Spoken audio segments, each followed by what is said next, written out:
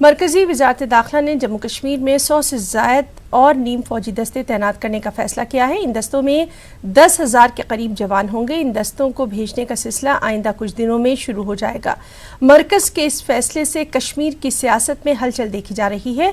कुछ सियासी लीडर इसे दफ़ा 35A के खात्मे से पहले की तैयारी साबित कर रहे हैं। वहीं उमर अब्दुल्ला ने कहा है कि इस फैसले से अवाम में अदम तहफ़्फ़ुज़ और उनकी परेशानियों में मज़ीद इजाफा होगा। हालांकि मरकज़ ने कहा है कि इससे मिलिटेंटों पर कार्रवाई करने और क़ब्ल-अज़-वक़्त दबोचने में आसानी होगी। इसके बावजूद जम्मू कश्मीर के अलहदगी पसंद और सियासी लीडरों में कशमकश है। मरकजी वज़ारत दाखिला ने जम्मू कश्मीर में 100 से ज़ायद और नीम फौजी दस्ते तैनात करने का फैसला किया है। इस फैसले पर हमारे नुमाइंदे शंकर आनंद ने जायजा लिया। सरकार ने जम्मू कश्मीर के अंदर में एक बड़ा फैसला लेते हुए वहां पर 100 से ज्यादा कंपनियों को अतिरिक्त वहां पे कंपनियों को बाकायदा तैनात करने का फैसला लिया गया है। 100 अतिरिक्त कंपनियों की अगर बात करें, जिसमें पैरामिलिट्री के जवान होंगे, जिसमें सीआरपीएफ, बीएसएफ, आईटीबीपी, एसएसबी के जवान होंगे और 100 अतिरिक्त कंपनियां जो भेजने का प्लान किया गया उसमें उसके तहत तकरीबन 10,000 से ज्यादा जवानों को वहां पे भेजे जाने की तैयारी चल रही है। हालांकि यह फैसला 25 जनवरी को लिया गया और इस बीच में बाकायदा एनएसए अजीत डोभाल जो है वो जम्मू कश्मीर में गए थे और वो वहां से यात्रा करके लौटे हैं। 3 दिन की यात्रा करके शुक्रवार को लौटे हैं। उसको ध्यान में रखते हुए फैसला लिया गया है।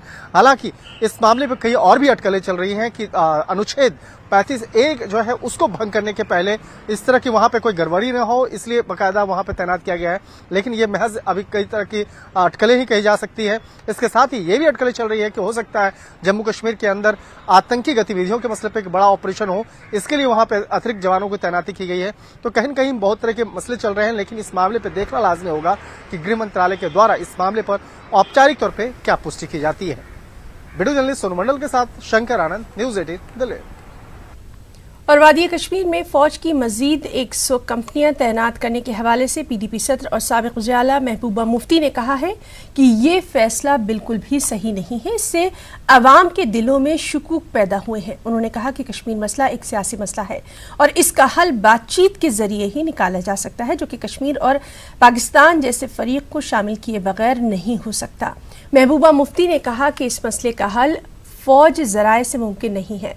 उन्होंने मजीद कहा कि फौज की मदद से वक्ती तौर पर तो अमन कायम किया जा सकता है, ताहम देरपा अमन के लिए ये कदम सही नहीं है।